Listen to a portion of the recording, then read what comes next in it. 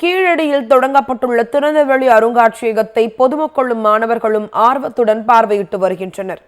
சிவகங்கை மாவட்டம் கீழடியில் தமிழரின் தொன்மையை பறைசாற்றும் வகையில் 24 கோடியே 30 லட்சம் ரூபாய் மதிப்பில் திறந்தவெளி அருங்காட்சியகம் அமைக்கப்பட்டுள்ளது. இந்த அருங்காட்சியகத்தை முதலமைச்சர் மு.க.ஸ்டாலின் வெள்ளிக்கிழமை தொடங்கி வைத்தார். அதைத் தொடர்ந்து பொதுமக்கள் ஏராளமானோர் திறந்தவெளி அருங்காட்சியகத்தை ஆர்வத்துடன் பார்வையிட்டு வருகின்றனர். சேலம், மதுரை, கோவை உள்ளிட்ட பல்வேறு மாவட்டங்களைச் சேர்ந்த பள்ளி, கல்லூரி மாணவர்கள் கீழடிக்கு வருகை தந்து திறந்தவெளி அருங்காட்சியகத்தை வியப்புடன் பார்வையிட்டனர். அப்போது தமிழரின் வாழ்வியலையும் பெருமையையும் பிரதிபலிக்கும் வகையில் திறந்தவெளி அருங்காட்சியகத்தை அமைத்த முதலமைச்சர் மு.க.ஸ்டாலினுக்கு பொதுமக்களும் மாணவர்களும் நன்றி தெரிவித்தனர்.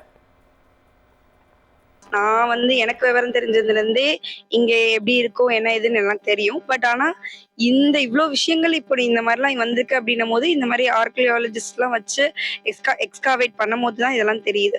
ஸோ இது ஒரு நல்ல ஒரு முயற்சி தான். இதனால எல்லாரும் தெரிஞ்சுக்கலாம் இந்த மாதிரிலாம் நம்மளுடைய பண்டைய தமிழர்கள் இந்த மாதிரி முறையெல்லாம் யூஸ் பண்ணியிருக்காங்க அப்படின்றத இது எல்லாரும் தெரிஞ்சுக்கக்கூடிய வகையில் இது அமைஞ்சிருக்கிறதுனால இது ரொம்பவே நல்ல ஒரு விஷயம்.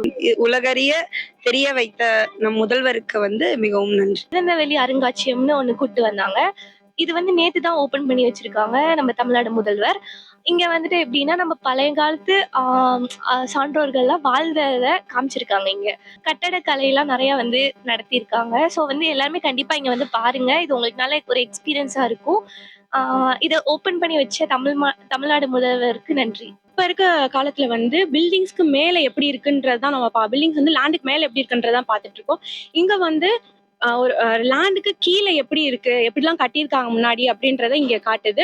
அது மட்டும் இல்லாம இப்ப நம்ம ஆன்லைன்ல நிறைய ஒரு சோசியல் மீடியால பார்த்து இது இந்த இடத்துல இவ்வளவுதான் இருக்கும் அப்படின்றத மட்டும் தான் நம்ம தெரிஞ்சுக்கிறோம். ஆனா இங்க பார்த்ததுக்கு அப்புறம் தான் தெரியுது இங்க நம்ம எதிர்பார்த்ததை விட இங்க ரொம்ப நிறைய விஷயங்கள்லாம் இருக்கு. அது மூலியமா நம்மளுக்கு நல்ல ஒரு நாலேஜ் கிடைக்குது. ஸோ நான் நீங்க எல்லாரும் இங்க பார்க்கணுன்றதை நான் கேட்டுக்கிறேன்.